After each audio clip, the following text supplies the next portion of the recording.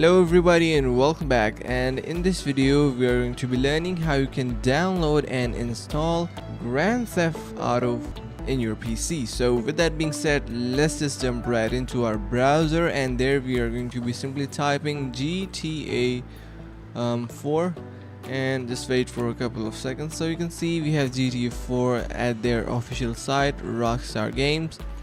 We also have that complete edition as well, so let's just go with Rockstar Games, the very first link, and you will be able to see that we are now directed towards our GTA 4 section. And here you can see its screenshots, latest videos, game description, and news as well.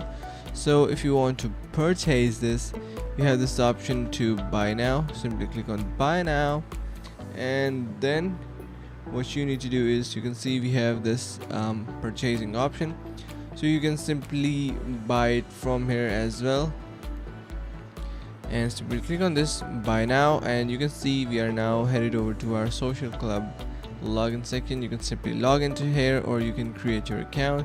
You can also sign in using your PlayStation or Xbox account. So that's a pretty simple process. I hope you found this video helpful. If you did so, make sure to subscribe to the channel,